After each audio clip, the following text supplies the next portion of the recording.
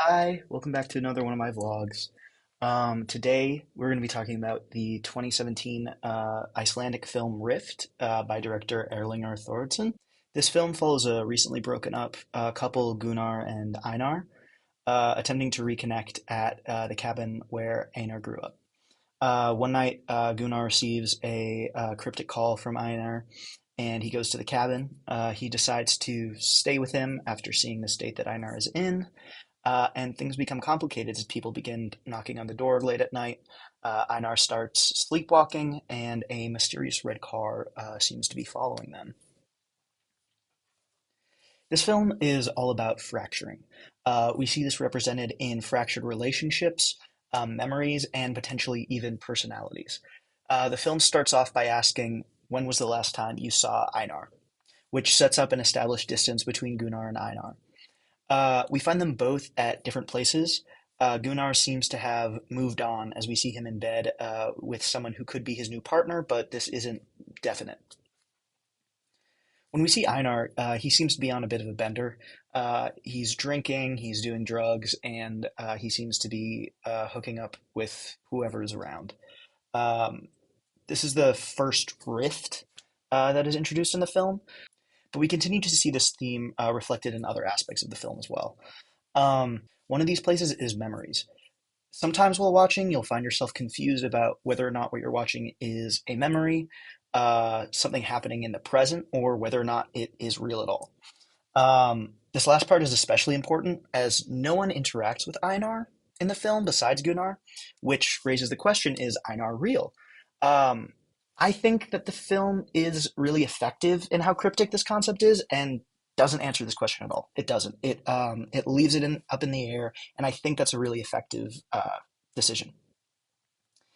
My theory is that Einar is real, as Gunnar seems fairly put together. There's no real sign that he would have a reason to make Einar up. And on top of that, we see that Einar is in a very dark place and his mental health is certainly in question, which makes his disappearances and lack of presence around others more justifiable, um, and kind of just shows him as being mentally somewhere else, or wandering and sort of secluding himself. The final thing that I want to talk about in this section is the cinematography. The film uses this sort of dichotomy a lot in its visual language. Things like the swing set outside the house, the shot near the end where Gunnar leaves the abandoned house. The shot composition places him on the left half of the screen, exiting from two doors. I think this is a really good visual metaphor for Gunnar being the one to be open while Einar's door is still closed. This film is very queer. While other films we've looked at contain queer or queer coded characters existing in a sort of maybe campy setting, this film is very serious in its representation. It explores the trauma of early sexual experiences, which in the queer community can often be scary, problematic, and traumatizing.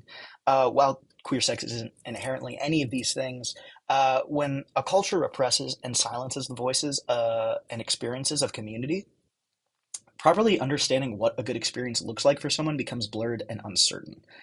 We see this when Gunnar shares his first experience with Einar. He describes being raped, but tells Einar that he thanked the two men for what happened, not truly understanding that it was wrong and that he had been abused.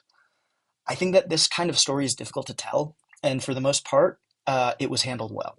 However, I think the fact that they begun having sex right after he tells this story is a little strange.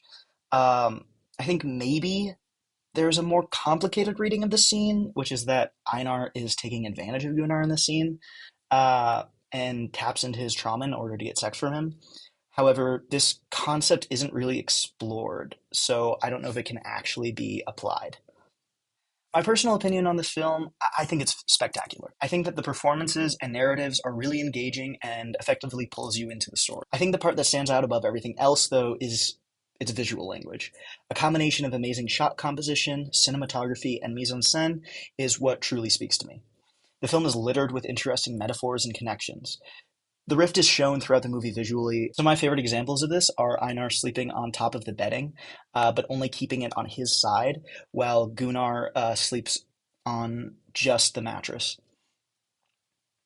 Another one is Gunnar exiting the apartment and being framed on the left side of the screen.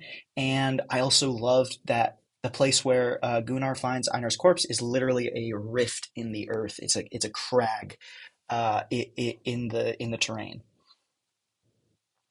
Overall, the film successfully creates an eerie and mysterious atmosphere that I think is really effective.